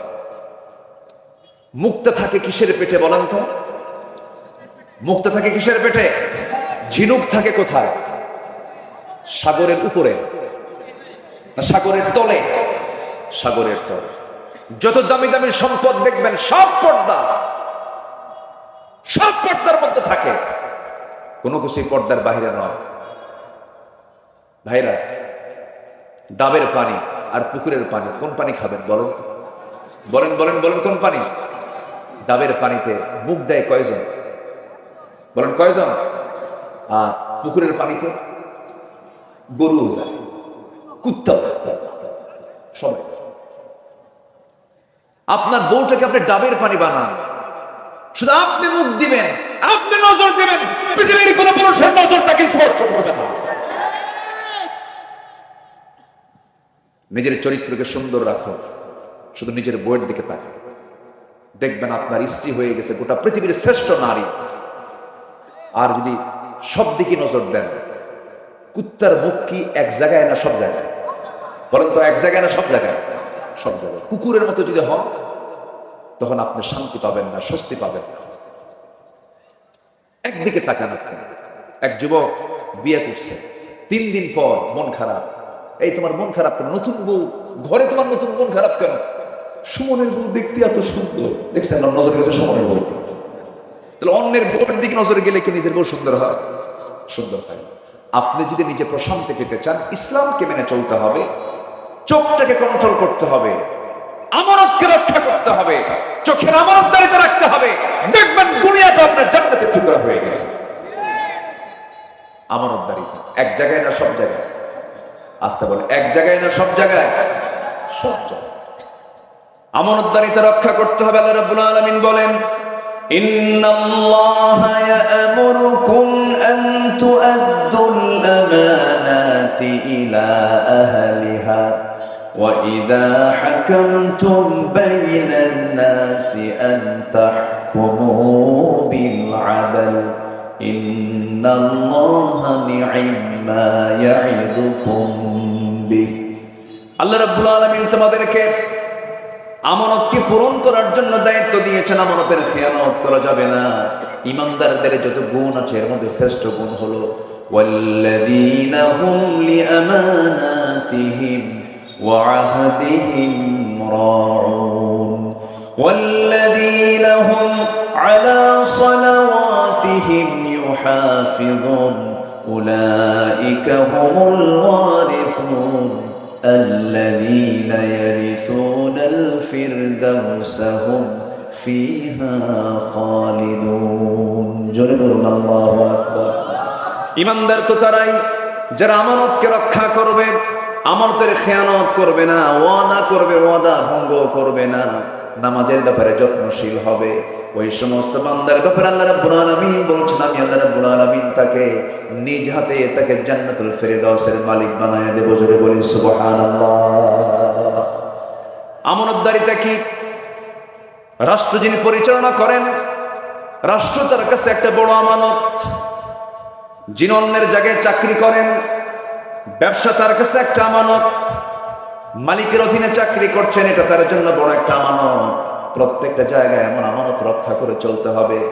লা ঈমানা লিমান লা আমানাতা লাহ, তার ঈমান নাই যার আমানতদারিতা নাই, যার ওয়াদা ঠিক নাই তার ঈমান নাই, বলেছেন মুহাম্মদ সাল্লাল্লাহু আলাইহি ওয়াসাল্লাম। রাষ্ট্র ক্ষমতা যে লোকের হাতে চলে যাবে, তার কাছে বড় একটা আমানত। ওমর ফারুক রাদিয়াল্লাহু তাআলা আনহু যতদিন শাসন করেছেন, তার রাষ্ট্র তিনি পরিচালনা করেছেন। ইতিহাসে পাওয়া যায়, যখন তিনি ক্ষমতার মসনদে বসলেন, সেই সময় থেকে শুরু করে নিয়ে মৃত্যুর দিন পর্যন্ত কোন রাত তিনি তার পিঠটাকে বিছানার সঙ্গে আলিঙ্গন করার সুযোগ পান নাই। কোন রাত তার ঘুম হয় নাই। ক্ষমতায় যখন আসেন, তখন তিনি সুঠাম দেহের অধিকারী ছিলেন। ক্ষমতা পাওয়ার পর শক্তে শক্তে কাঠখড়ি হয়ে গেলেন। তাকে প্রশ্ন করা হলো, ওমরে ফারুক রাদিয়াল্লাহু তাআলা আনহু, ক্ষমতা আসার পর আপনি স্বাস্থ্যহীন হয়ে পড়েছেন। কেঁদে কেঁদে বলছেন, ও আমার ভাইয়েরা, তোমরা আমাকে যে দায়িত্ব দিয়েছো, এই দায়িত্ব আমাকে স্বাস্থ্যহীন করে তুলেছে। আমার ঘুম হয় না। রাতের আধারে তিনি কি করতেন? মাঝে মাঝে জনগণকে দেখতে যেতেন। দেখতে যখন যেতেন, মাঝে মাঝে তিনি খালি পায়ে যেতেন, জুতো পায়ে তিনি হাঁটতেন না। রাস্তায় থাকতো পাথর, পাথরের রাস্তায় তিনি জুতো পায়ে হাঁটতেন না, কারণ জুতার সঙ্গে পাথরের যখন ধাক্কা লাগবে একটা শব্দ হবে। ওই শব্দে যদি আমার নাগরিকেরা যদি গভীর রাতের ঘুম যদি নষ্ট হয়ে যায়, কিয়ামতের দিন আমাকে আল্লাহ তাআলা আসামির কাঠগড়ায় দাঁড় করাবে। কি চেতনা তাদের মধ্যে লালন হয়েছে! জনগণকে চুল পরিমাণ তারা কোনো কষ্ট দেন নাই। রাষ্ট্র একটা তাদের কাছে আমানত ছিল। প্রত্যেক রাত্রি তিনি নামাজ পড়াতেন। নামাজ পড়াইয়া তিনি মসজিদ নববী থেকে আস্তে করে বের হতেন। স্ত্রীকে ডাক দিয়ে বলতেন, স্ত্রী আমার, খাবার দাবার দিয়ে দাও, আমি বাইরে বের হয়ে যাব। রাত যখন গভীর হয়ে যেত, জনগণকে দেখার জন্য তিনি বের হতেন। কোন একটা রাতের আধারে তিনি ঘর থেকে বের হলেন। বের হয়ে প্রথমে একটা বাড়ির সামনে গিয়ে দাঁড়ালেন। চিৎকার আওয়াজ করে কান্নাকাটি করছে বাচ্চারা। বাচ্চা কেন কাঁদে? সামনে দাঁড়ায় বলছেন, ও বাচ্চারা, মা, সন্তানগুলো কেন কাঁদে? কি জন্য কাঁদে? কান্নার কারণটা কি? ভিতর থেকে আওয়াজ আসছে, বিধবা মানুষ, আমার স্বামী দুনিয়া থেকে বিদায় নিয়েছে, ঘরে একমাত্র পানি ছাড়া কোনো খাবার নাই। ওমরে ফারুক নিজেকে আসামি মনে করলেন, আহারে কি এমন কথা হলো, কেমন আচরণ হলো এটা। চলে গেছেন খাদ্য গুদামে, এক বস্তা আটা নিজের পিঠে বহন করে নিয়ে বিধবার বাড়িতে পৌঁছায় দিয়ে বললেন, আবার যখন আটা ফুরে যাবে আমাকে বলবো, অমর তোমার বাড়িতে আবার নিজ কাঁধে করে তোমার বাড়িতে দিয়ে যাবে। আরেক বাড়ির সামনে চলে গেলেন। ভিতর থেকে কান্নার আওয়াজ। বড় একজন মহিলা মানুষ কাঁদতেছে। জিজ্ঞাসা করলেন, কান্নার হেতুটা কি, কান্নার কারণটা কি? ডেলিভারির যন্ত্রণা শুরু হয়ে গেছে, প্রসব বেদনা শুরু হয়ে গেছে, বাচ্চা হচ্ছে না কেন? ধাত্রী নাই, ধাত্রী ছাড়া বাচ্চা প্রসব হবে কেমনে? ওই গভীর রাত্রিতে তিনি কাকে ডাক দিবেন? লোক পেলেন না, সোজা চলে গেছেন বাড়িতে। বউকে ডাক দিয়ে বলছেন, আসসালামু আলাইকুম, আমার স্ত্রী, আমি তোমার সামনে দাঁড়াইছি, তোমার কাছে একটা কামনা আমার, আশা করে তুমি এটাকে মানা করবা না, প্রত্যাখ্যান করবা না। আমি কিন্তু কখনো নিজেকে শাসক মনে করি না, আমি জনগণের খাদেম, তুমিও জনগণের খাদেম, আর তুমি আমার স্ত্রী। আমি তোমার কাছে করজোড়ে মিনতি জানাই, আমার সঙ্গে তোমাকে যেতে হবে, বোরকা পড়ো, চলো আমার সঙ্গে। একজন মহিলার বড় বেকায়দা, ওই মহিলার বাড়ির সামনে গিয়ে দাঁড়ালেন। কান্নার আওয়াজ শোনার পর তিনি বলছেন, শোনো আমার স্ত্রী, ঘরের মধ্যে একটা মহিলা, পেটে বাচ্চা, ডেলিভারি হয় না, বড় কষ্ট পাচ্ছে। আল্লাহ না করুন, আল্লাহ না করুন, ডেলিভারির যন্ত্রণা সহ্য করতে না পেরে যদি, ধাত্রীর অভাবে যদি এই সন্তান সহ তার মা মারা যায় অথবা একজন মারা যায়, কিয়ামতের দিন আমি ওমর, আমাকে খুনির কাতারে আল্লাহর সামনে দাঁড় হতে হবে। এই কথা বলার সঙ্গে সঙ্গে স্ত্রী চলে গেলেন ভিতরে, স্ত্রীকে পাঠায়া দিলেন। আবার তিনি সেখান থেকে বের হয়ে পড়লেন জনগণকে দেখার জন্য। নীরব রাত্রি, কেউ নাই তার পাশে, ছোট্ট একটা লাঠি নিয়ে একা একা চলছেন। সামনেও প্রোটোকল নাই, পিছনে প্রোটোকল নাই, কারণ ইমানদার বান্দার সবচেয়ে বড় প্রোটোকল হলো একমাত্র, কেবলমাত্র, শুধুমাত্র কে? আসতে বলবেন না, তিনি কে? তিনি কে?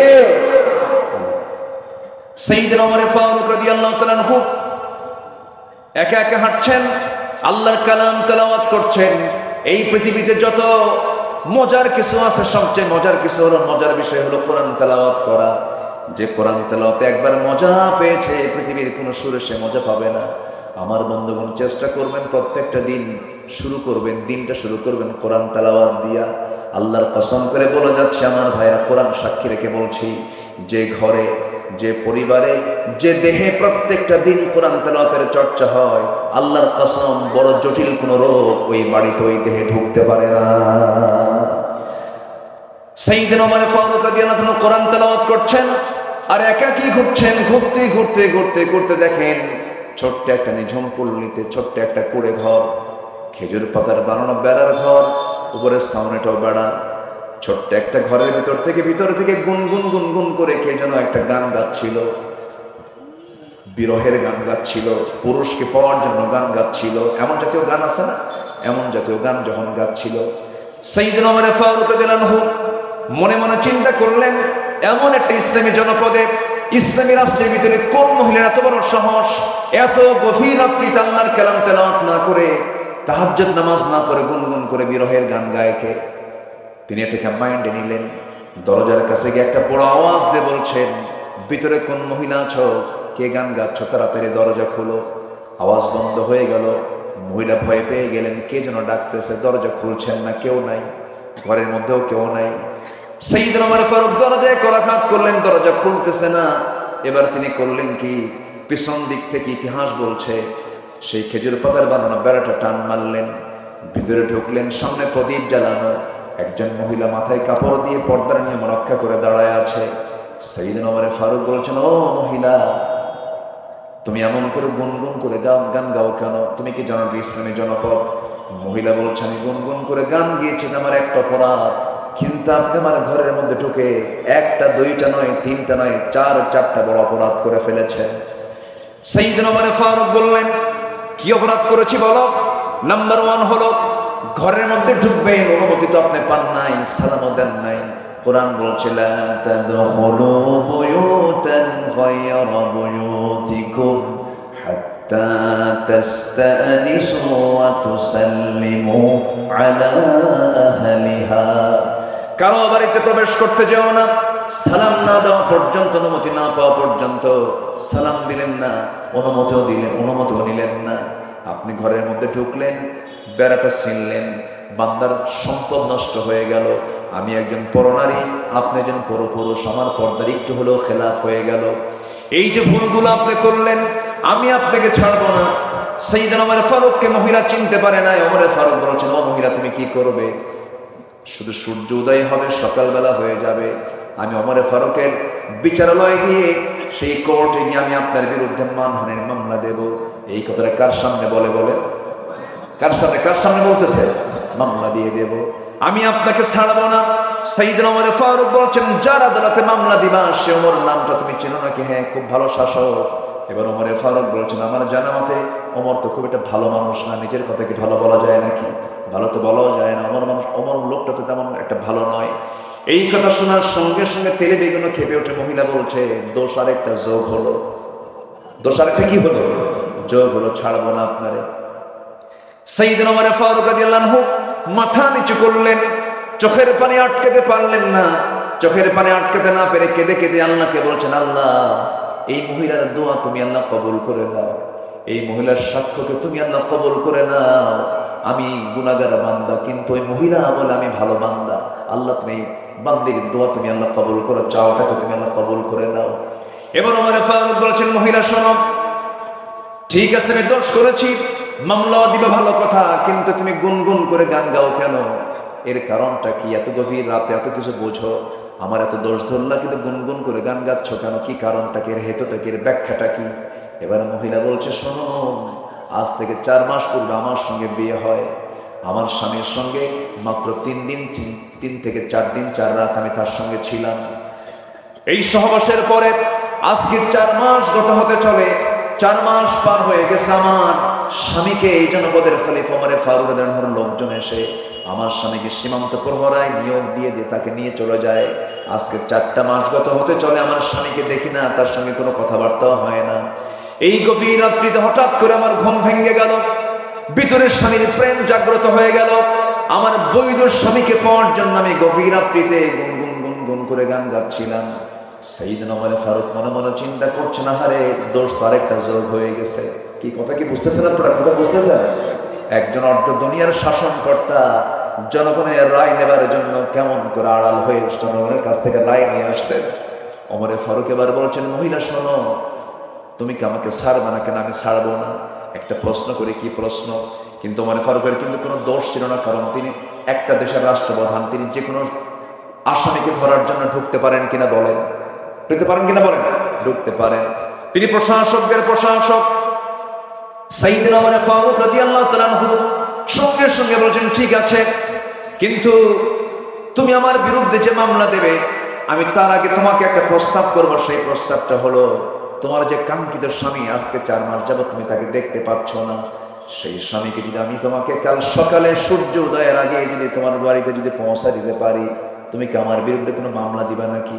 মহিলা মুসকে হাসি মেরে বলছে, ও আল্লাহর গোলাম, আমার স্বামীকে যদি কালকের দিনের মধ্যে যদি হাজির করে দিতে পারো, কোনো মামলা দেব না। দেখছেন কোথায় নক করলেন উনি, জোরে কান সুবহানাল্লাহ। শাসক কাকে বলে? একজন উনি বুঝলেন যে এই রোগীর রোগ কোথায়, রোগীর রোগটা কোথায়, রোগটা ধরে ফেললেন। এবার বললেন, ঠিক আছে তুমি থাকো, আমি চলে যাচ্ছি, তোমার স্বামী সময় মতো চলে আসবে। নিজের পরিচয় সম্পূর্ণ আত্মগোপন করলেন সাইয়্যিদুনা ওমর ফারুক রাদিয়াল্লাহু তাআলা। আল্লাহু আকবার। চলে গেছে বাড়িতে গিয়ে বউয়ের সঙ্গে দেখা। বউটাকে ডাক দিয়ে বললেন, আমার স্ত্রী, একজন মহিলা, একজন নারী তার স্বামীকে কতদিন পর্যন্ত না পেলে পরে তার ফিতনায় যাওয়ার সম্ভাবনা আছে, কতদিন পর্যন্ত সে ধৈর্য ধারণ করতে পারে স্বামী ছাড়া? একটু আমাকে বলো তো। স্ত্রী বলছেন, আমার স্বামী, আপনি কত বড় একজন জ্ঞানী মানুষ, আপনি আমাকে প্রশ্ন করছেন না? তুমি নারী মানুষ, তুমি তো নারী, তুমি বলতে পারবে।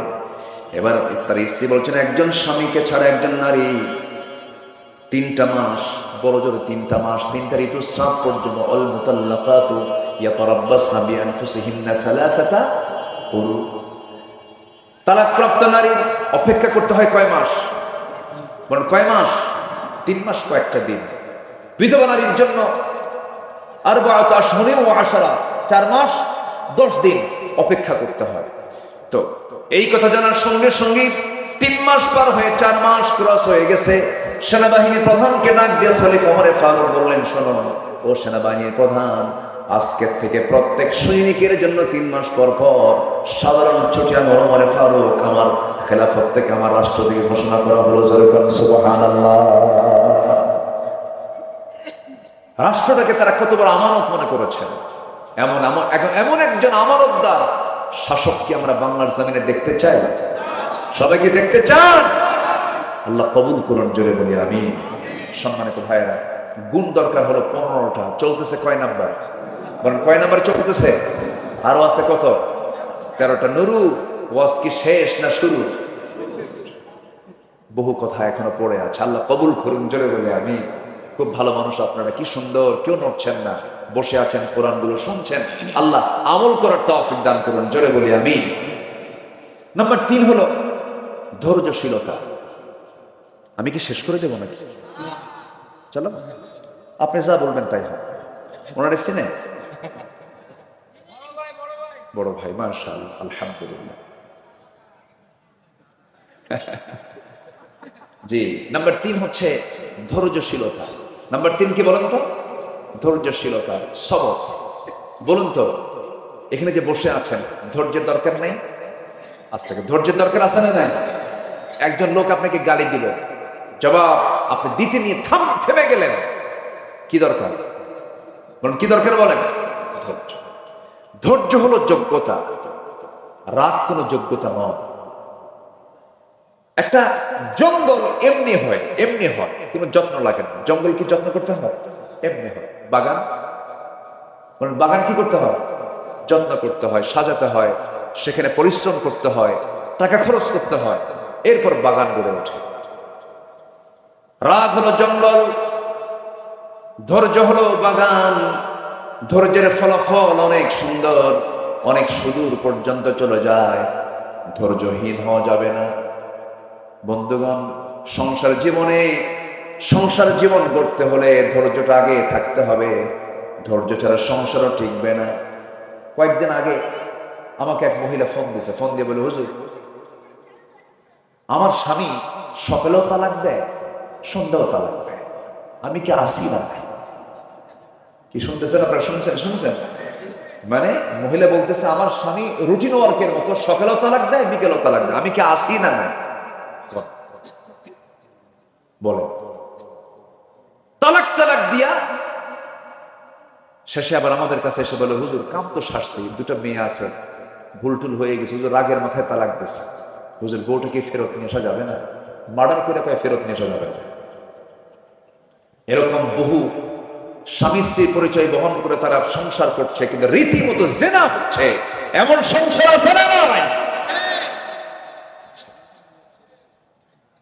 প্রত্যেক গ্রামে 2-1টা করে খুঁজে পাবেন এগুলো। আছে না? আসতে বলবেন না, আছে না নাই? সবাই জানে যে তালাক দিছে, এরপরে সংসার করছে, জানে এগুলো। এগুলো সব হচ্ছে রাগের ফলাফল। এত রাগ কেন? মুখে তো তালাক শব্দ আসে কেন? মায়েরা কি মাহফিল আছে নাকি? মায়েরা কি মাহফিল আসছে? বলি আলহামদুলিল্লাহ। জি, তালাক শব্দ পুরুষের মুখে থাকবে কেন? এটা আইনের ভাষা। আপনি কেন মুখ দিয়ে বলবেন? আপনাকে অনেক কাজ আছে, দরবার আছে, সালিশ আছে, বৈঠক আছে, মুরব্বীদের নিয়ে কথাবার্তা আছে, 3 তুহুরে 3 তালাক আছে, তালাকের পদ্ধতি আছে, তালাকটার একটা সূরাই আছে। কিছুই না জেনে না বুঝে নিজের মুখে আইন তৈরি করে আপনি তালাক মেরে দিলেন। এই জাতীয় বদভ্যাস যারা আনবে, এই জাতীয় মানে জুলুম যারা করবে, উচিত কি তাদের? উচিত হচ্ছে তাদেরকে ওই যে বাঁশ গাছ আছে না, বাঁশের যে ডালগুলো আছে, ওগুলো কি কঞ্চি, বাঁশের যে কঞ্চিগুলো আছে, যে চিকন কঞ্চিগুলো একদম পাকা বাঁশের, ওই কয়েকটা কঞ্চি এক জায়গায় করে পিছন দিকে মারা। বেকুব গুলো আকাম কুকাম কুইরা পরে কান্দে, পরে আর কোনো থা পায় না। আল্লাহ তাআলা এই ধৈর্যহীনতা থেকে আল্লাহ পাক এই জাতিকে হেফাজত করুন। জোরে বলি আমিন। আরো জোরে আল্লাহুম্মা আমিন। এগুলো করা যাবে, ধৈর্য আনবেন, সব হবে। দোকানে কাপড় বিক্রি করতে নিছেন, গেঞ্জি বেচবেন, গেঞ্জি বিক্রেতা গেঞ্জি কিনতে আসছে, 1 গেঞ্জি দেখে না 10 গেঞ্জি দেখে? 10টা আগে দেখবে, এরপর গেঞ্জি একটা দেখে সে নেবে অথবা নেবে না। হয়তো 10 গেঞ্জি দেখার পরে পছন্দ 10টার মধ্যে একটা হয় না, চলে যাচ্ছে। আপনি কি করবেন? এইদিকে এত দেখলি কেন, কে এখানে বলতে পারবো? ব্যবসা হবে? ব্যবসা হবে। সব জায়গায় ধৈর্যের দরকার। এই পৃথিবীতে যত পয়গম্বর ছিলেন, সব পয়গম্বররা ছিলেন হলো ধৈর্যের পিরামিড। আদম আলাইহিস সালাতু ওয়াস সালাম থেকে শুরু করে আমার রাসূল পর্যন্ত সমস্ত পয়গম্বররা ছিলেন সবাই ধৈর্যশীল বান্দা। চরম ধৈর্যের পরিচয় তারা দিয়েছেন। আদম আলাইহিস সালাতু ওয়াস সালাম জান্নাত থেকে দুনিয়াতে নেমেই ধৈর্যের পরিচয় দিয়ে শত শত বছর চোখের পানি ফেলে ফেলে যে দোয়াটা করেছেন, কান্না করেছেন, যারা পারেন সঙ্গে পড়ুন, রব্বানা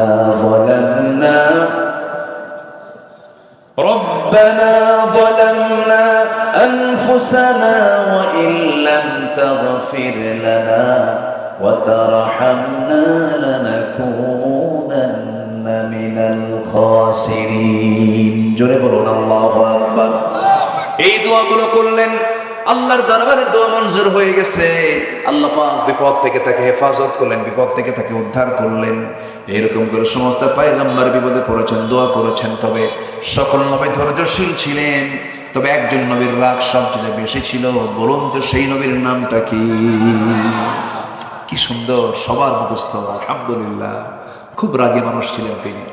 এত রাগ ছিল, তাফসীরে আসে যে তিনি যখন রেগে যেতেন, খেপে যেতেন, চুলগুলো খাড়া হয়ে টুপি ভেদ করে বের হয়ে যেত। এত রাগ ছিল তার ভিতরে। প্রচন্ড রাগী লোক ছিলেন, টোকা মারলে বারুদের মতো জ্বলতেন তিনি। এত রাগ ছিল তার ভিতরে। তার সামনে এক বেয়াদবি করছে, বারবার বলার পরও ঠিক হয় না, মারছেন থাপ্পড়। এক থাপ্পড় খায়া শীত হয়ে পড়ছে, মরছে। মরে যাওয়ার সঙ্গে সঙ্গে আল্লাহকে বলে, আল্লাহ মাল্লাম ওকে শাসন করার জন্য মরে গেল, মার্ডার কেসের আসামি কিন্তু আমি না, তুমি আল্লাহ নিজে। কি কথা কি বুঝতেছেন? আল্লাহকে ধরে বসলেন। আল্লাহ বলছেন, যা করছো করছো, হয়ে গেছে, এখন তুমি দেশে টিকতে পারবে না। ফেরাউন তোমার বিরুদ্ধে হত্যার হুলিয়া জারি করেছে, দেশ ছাড়ো। দেশ ছাড়লেন, দেশে টিকতেই পারলেন। নবীরা কি দেশে টিকতে পারছেন? নিজেকে নিজের জন্মভূমিতে তারা কি টিকতে পেরেছেন? পারেন না। হিজরত করে চলে গেলেন, যেদিকে চোখ গেল সেদিকে চলে গেলেন। কেউ নাই তার পাশে, কেউ চেনেও না তাকে। এমন একটা এলাকায় চলে গেলেন, প্রচন্ড তৃষ্ণা।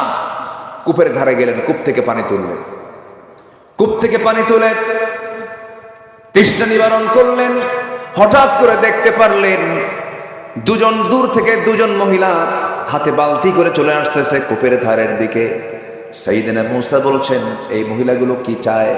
সামনে গিয়ে বলছেন, বালতি হাতে কি করবা তোমরা? দাঁড়ায় আসো কেন?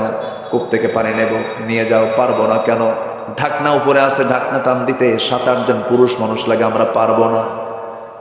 মূসা সালাম মনে মনে ভাবলেন, বেচারি মহিলা মানুষ, কষ্ট হয়ে যাবে, সন্ধ্যা অন্ধকার হয়ে যাবে।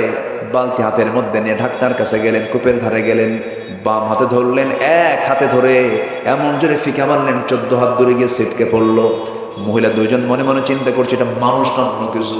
এত বড় শক্তিশালী যুবক, এ তো কোনোদিন দেখি নাই। বালতি ভরে পানি তুলে নিয়ে হাতি দিয়ে বলছেন তাড়াতাড়ি বাড়িতে চলে যাও, সূর্যাস্তের পরে মেয়েদের বাইরে থাকতে নেই, তাড়াতাড়ি চলে যাও। চলে গেছে বাড়িতে। বৃদ্ধ পিতা এবার সন্তান দেখে ডাক দিয়ে বলছে, আমার কলেজার টুকরা সন্তান, এত তাড়াতাড়ি কেমন করে আসলা আব্বা? কফিউন আজিজ, শক্তিশালী এক যুবকের সন্ধান কূপের ধারা পেয়েছে, খুব শক্তি রাখে, একাই সে আমাদেরকে সহযোগিতা করলো। বুড়া বাপ বলতেছে, আমার বড় মেয়ে তুমি আগামী কালকে যাবে, আমার সালাম জানায় ওই যুবককে আমার সালাম জানায় বলবে সে যেন আমার বাড়িতে আসে, আমার সঙ্গে যেন সাক্ষাৎ করে, আমি তার সঙ্গে দেখা করতে চাই। পরের দিন চলে আসছেন। এবার বলছে, আবুনা শাইখান কবির, আমাদের বাপ বুড়া মানুষ, আব্বা আপনাকে সালাম জানিয়েছেন আমাদের বাড়িতে, আপনার দাওয়াত, আপনি যাবেন নাকি? মুসা আলাইহিস সালাম মনে মনে চিন্তা করলেন, এই জায়গায় কেউ আমাকে চেনে না, আমিও কাউকে চিনি না, আমি একা একা কেমন করে চলবো? পরিচয় হলে তো ভালোই হয়। এবার বলছেন, আমি কেমন করে যাব, আমি তো বাড়ি চিনি না, আমি তো আপনাদের বাড়ির কোনো সন্ধানও জানি না। মহিলা বলছে, আপনার কোনো টেনশন নাই, আমি সামনে সামনে চলবো, আমাকে ফলো ফলো করে আপনি পিছে পিছে আসবেন। মুসা মনে মনে চিন্তা করছেন, আমি এমন তো পুরুষ নই, তুই মহিলা, তো পিছে পিছে আমি থাকবো। তিনি একটু খেপে গেলেন, রেগে গেলেন, বলছেন, ও মহিলা, তুমি আমাকে কোন পুরুষ মনে করতেছো জানি না, আমি এমন পুরুষ নই যে মহিলার পিছে পিছে আমি দেখে দেখে ফলো ফলো করে যাব, তা না। আমি মুসা, আমি একজন পুরুষ মানুষ, আমি সামনে সামনে চলবো, পিছে পিছে আসবে তুমি। আমি শুধু ভুল করব যখন দুইটা শব্দ তোমার মুখে থাকবে, ডানে যদি যাই কিন্তু যেতে হবে বামে, তখন বলবা বাম আর ডান, বাম আর ডান, এর বাইরে একটা শব্দ তোর শোনা আমার জায়েজ নাই, খেয়াল রাখবি। আল্লাহু আকবার বলো। মহিলা মনে মনে কয়, গতকালকে দেখলাম শক্তিশালী, আজকে দেখি চরিত্র ভালো, ছায়া থাকে না, এবং খুব পর্দার ব্যাপারে খুব কঠোর। মনে মনে পছন্দ, মনে মনে কি এটা পছন্দ হয়ে গেছে। যারা চরিত্রবতী নারী তাদের জন্য দুটো গুণ সম্পন্ন পুরুষকে তাদের পছন্দ। কটা গুণ সম্পন্ন? একটা হলো চরিত্রবান, একটা কি বলেন তো চরিত্রবান, আরেকটা হচ্ছে শক্তিশালী, আরেকটা কি বলেন দৈহিক শক্তিশালী। সংসার করতে হলে শক্তির প্রয়োজন, এই দুটো গুণ থাকবে যার, একটা নারী তাকে পছন্দ করে। আর এখনকার মেয়েরা কি এগুলো পছন্দ করে? চরিত্র আগে দেখে। জানো, এত সুন্দর স্মার্ট ছেলে, দুই হাঁটুর তলানা ফাটা, দুই হাঁটু কি ফাটা, আর মাথার চুলগুলো ভাল্লুকের মতো, খুব ওভার স্মার্ট, মুখে দাড়ি, পছন্দ। এরকম মহিলা মনে হয় নাই? আসতে বলবেন না, আসে না? নাই? মুখে দাড়িওয়ালা ছেলে বাপ নিয়ে আসছে, মেয়েকে আব্বা তোমার রুচি তো নাই, ও তো চাচা। ও কি দাড়ি রাখলেই চাচা হয়ে যায়। মহিলা সামনে সামনে গেলেন, আল্লাহর পয়গম্বর তার পিছে পিছে যাচ্ছেন, কিন্তু নজর পিছে পিছে না গিয়ে তিনি মহিলার সামনে চলে গেলেন, আর পিছে পিছে মহিলা যাচ্ছে। বাস পৌঁছে গেলেন বাড়িতে। বাড়িতে পৌঁছার সঙ্গে সঙ্গেই সালাম দিয়ে ফেলেছেন। মুসা আলাইহিস সালাম বৃদ্ধ লোকটাকে লক্ষ্য করে সালাম দিলেন। সালাম জবাব শেষ হওয়া মাত্রই বৃদ্ধ লোকটার মুখ থেকে বের হলো, হে যুবক, তোমার নাম তো মুসা। এবার মুসা মনে মনে ভাবতেছেন, এত দূর চলে আসলাম, এই লোকটা আমার চিহ্ন কেমনে, কোনোদিন তো দেখা হয় না, এই লোকটাকে ফেরাউনের লোক নাকি? বড় টেনশনে পড়ে গেলেন। এবার ওই বৃদ্ধ লোকটা বলছে, ও মুসা, তুমি কি চিন্তা করো? এবার বলছেন, আপনি আমাকে চিনলেন কেমনে? এবার তিনি বলছেন, শোনো মুসা, শুধু তোমার নাম জানি না, তোমার কামটাও জানি। কি থাপ্পড় মারছো, মরে গেছে, মার্ডার হয়ে গেছে, এরপরে তুমি দেশ ছাড়ছো। বলেন তো, এটা কি বিপদ না মহা বিপদ? বিশাল টেনশনে পড়ে গেছেন মুসা আলাইহিস সালাম। এবার জড়সড় হয়ে গেছেন। বৃদ্ধ লোকটা বলছে, হে মুসা, তুমি অজায়গায় আসো নাই, অপাত্রে আসো নাই, খারাপ কোনো জায়গায় আসো নাই, তুমি আমার সামনে যে দাঁড়িয়ে কথা বলছো, আমাকে দেখে বুড়া মনে হলো, আমি সাধারণ বুড়োদের কাতারের বুড়ো নই, আমার পরিচয় হলো ইলা মাদিয়ানা আখাহুম শুআইবা। মাদিয়ানবাসীর জন্য আল্লাহ রাব্বুল আলামিন যাকে আল্লাহর পয়গম্বর করে পাঠিয়েছেন, সেই হলাম আমি, আল্লাহর পয়গম্বর শুআইব আলাইহিস সালাম। খুব খুশি হয়ে, আহারে আমার কিসমতটা কত ভালো, নবীর সামনে আমি দাঁড়ায় দাঁড়ায় কথা বলি। তখন মুসা কিন্তু নবী হন নাই, মুসা কিন্তু নবী হন নাই। নবীকে পেয়ে তিনি খুব খুশি হয়ে গেলেন। খুশি হয়ে সামনে দাঁড়ায় আছেন। আল্লাহর পয়গম্বর শুআইব বলছেন, গতকালকে আমার মেয়ে দেখেছো, আজকেও মেয়ে দেখেছো, দুইটা মেয়ের যে কোনো একটা মেয়েকে আমি তোমার সঙ্গে বিয়ে দিতে চাই, তুমি কি বিয়ে করবা নাকি? এত বড় একটা অফার কেমন করে প্রত্যাখ্যান করবেন? তিনি সঙ্গে সঙ্গে রাজি হয়ে গেছেন, হ্যাঁ আমি এখনই বিয়ে করতে রাজি আছি। এবার আল্লাহর পয়গম্বর বলছেন, আমার মেয়েকে যে বিয়ে দেবো, তোমার রেকর্ড তো ভালো না, কেন থাপ্পড় মারলে মানুষ মরে। থাপ্পড় মারলে কি মরে? মানুষ মরে। আমি আমার কলেজার টুকরা মেয়েকে বিয়ে দেব, সন্তানগুলো যদি হারিয়ে ফেলি তাহলে কেমন হয় বিয়ে দেব, তবে এখন বিয়ে দেব না কেন? তোমার কিছু কাজ আছে। কি কাজ? আমার কাছে যখন তুমি এসেছো বিশ্বাস করে, আমার কিছু কাজ তোমার করতে হবে। কি কাজ? সেই কাজটা হলো আমার বাড়ির যে ছাগলগুলো আছে এই ছাগলগুলো তোমাকে 8 বছর চড়াতে হবে, চষাতে হবে। 10 বছর হলে পরে মাস্টার্স কোর্স হয়ে যাবে, 8 বছর অনার্স কোর্স হয়ে যাবে। সঙ্গে সঙ্গে মুহাম্মদ বলেন, ঠিক আছে, আপনি যেহেতু আল্লাহর পয়গম্বর আমাকে অর্ডার দিয়েছেন, 10টা বছরে আমি আপনার বাড়ির ছাগল চড়াবো। এই পৃথিবীতে যত প্রাণী আছে সকল প্রাণীর মধ্যে সবচেয়ে শান্ত ভদ্র একটা প্রাণীর নাম হলো ছাগল। নাকি সবচেয়ে শান্ত না? পাগলে কিনা বলে, ছাগলে কিনা খায়। এই ছাগল পালার দায়িত্ব পেয়ে গেছেন মুসা আলাইহিস সালাম, যিনি অত্যন্ত মেজাজি মানুষ ছিলেন, রাগী মানুষ ছিলেন। 10 বছর ছাগল পাললেন তিনি। সর্বশেষ দিন ছাগলগুলো নিয়ে যখন তিনি বাড়ির দিকে রওনা করলেন, হঠাৎ করে ছাগল পাল থেকে একটা ছাগল একাকী একদিকে দৌড় মেরেছে বিচ্ছিন্ন হয়ে। এই ছাগল পাল রেখেই মুসা আলাইহিস সালাম ওই ছাগলটার পেছনে দৌড় মারলেন। ইবনে কাসির এসেছে, তাফসীর ইবনে কাসির আসছে, তিনি দৌড় মারছেন। ছাগল দৌড়ায়, নবুও দৌড়ান। ছাগল যতই দৌড়ায়, বলেন তো, যে ধরতে যায় তার রাগ কমে না বাড়ে? রাগ বাড়তে বাড়তে 100 ডিগ্রি হয়ে গেছে। ছাগলটা থেমে গেছে। দুই পা দুই হাতের মধ্যে ধরেছেন। দুই পা দুই হাতের মধ্যে ধরে শূন্যের উপরে খাড়া করেছেন। এক আছাড় মারবেন, এক আছাড়ে দুনিয়া থেকে মেরে ফেলবেন, দুনিয়া থেকে বিদায় করবেন। কিন্তু লক্ষ্য করে দেখেন, ছাগলটা থরথর করে কাঁপতেছে। চোখে মুখে তার বিশাল ভয়ের ছাপ, লোমকূপ দিয়ে টপ টপ করে ঘামগুলো ঝরতেছে। তার মধ্যে দয়া হলো, তুই তো ছাগল, তোরে মায়েরা লাভটা কি? মেরে তো কোনো লাভ নাই। আস্তে করে দুই পা দুই হাত থেকে ছেড়ে দিয়া ছাগলটাকে কোলের মধ্যে আদর করলেন। আল্লাহ বললেন, মুসা, তোমার রাগ কমে গেছে। আমি তোমাকে এক্ষুনি নবুয়ত দিয়ে দিলাম, লা ইলাহা ইল্লাল্লাহ মুসা কালিমুল্লাহ। তাহলে ধৈর্য ছাড়া কি কোনো কিছু করা যাবে ভাই? বলেন, ধৈর্য ছাড়া কোনো কিছু করা যাবে? 15টা চারিত্রিক গুণ, আল কোরআনের 15টি চারিত্রিক গুণের 1 নম্বর বললাম হলো সত্যবাদিতা, নম্বর 2 হলো আমানতদারিতা, নম্বর 3 হলো সাবর, ধৈর্যশীলতা, নম্বর 4 হলো জীবনের সকল জায়গায় আমরা ধৈর্য ধরবো। কার উপরে? আসতে বলবেন না, কার উপরে? আল্লাহ রাব্বুল আলামিন বলছেন, ফাইদা আযামতা ফাতাওয়াক্কাল আলাল্লাহ ইন্নাল্লাহা ইউহিব্বুল মুতাওয়াক্কিলিন। আরেক জায়গায় বলছেন, ওয়া মান ইয়াতাওয়াক্কাল আলাল্লাহ ফাহুয়া হাসবুহ। যে ব্যক্তি আল্লাহর প্রতি ভরসা করবে, আল্লাহ তার জন্য যথেষ্ট হয়ে যাবেন। সন্তান হয় না, চাইবো কার কাছে? আসতে বলেন, চাইবো কার কাছে? ছেলে দেন কে? মেয়ে দেন কে? দেন না কে? ফয়সালা কার? আল্লাহ পাকের ফয়সালা। কখনোই আল্লাহ ছাড়া কারো প্রতি ভরসা করা যাবে না। আল্লাহ যা দেবেন আল্লাহ দিবেন, দিবেন না আল্লাহ দিবেন। আল্লাহ সব ক্ষমতা একমাত্র কার? বলেন, জোরে বলেন, কার? আল্লাহ। কোনো ব্যক্তি আপনাকে কোনো কিছু দিতে পারবে না, আমাকে দিবেন কে? আল্লাহ তাআলা। নাম্বার 5 হলো ইখলাস থাকতে হবে। ওয়ামা উমিরু ইল্লা লিয়াবুদুল্লাহা মুখলিসিনা লাহুদ্দিন হুনাফাআ ওয়া ইউকিমুস সালাতা ওয়া ইউতুজ যাকাতা ওয়া যালিকা দীনুল কাইয়্যিমাহ। নাম্বার 6 হলো আদালত, ন্যায় বিচার প্রতিষ্ঠা করা। ইয়া আইয়ুহাল্লাযীনা আমানু কুনু কাওয়ামিনা লিল্লাহি শুহাদাআ বিল কিসত। নাম্বার 7 হলো তওবা করা, ক্ষমা প্রার্থনা করা। ওয়াল্লাযীনা ইযা ফাআলু ফাহিশাতান আও যালামু আনফুসাহুম যাকারুল্লাহা ফাস্তাগফিরু লিযুনুবিহিম। নাম্বার 8 হলো দয়া, সহানুভূতি। খুযিল আফওয়া ওয়া আমুর বিল উরফি ওয়া আ'রিদ আনিল জাহিলিন। নাম্বার 9 হলো নম্রতা। বলেন তো, আমরা নম্র হব না উগ্র হব? বলেন বলেন, উগ্র হব না নম্র হব?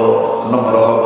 ওয়া ইবাদুর রাহমানিল্লাযীনা يمشون على الأرض هونا وإذا خاطبهم الجاهلون قالوا سلاما নম্বর 10 হলো কৃতজ্ঞতা কৃতজ্ঞ হওয়া আল্লাহ রাব্বুল আলামিন বলেন লা ইন শাকারতুম লা আযীদান্নাকুম ওয়া লা ইন কাফারতুম ইন্না আযাবি লাশাদীদ নাম্বার 11 হলো সুজাআ সাহসী হওয়া সাহসিকতা নিয়ে আসে এটা একটা চরিত্র সুন্দর চরিত্র আমরা ভীতু হব না সাহসী হব বলেন ভীতু না সাহসী ভীতু না সাহসী সাহসী হব يا أيها الذين آمنوا اصبروا وصابروا ورابطوا واتقوا الله لعلكم تفلحون جربوا الله أكبر نمبر 12 হলো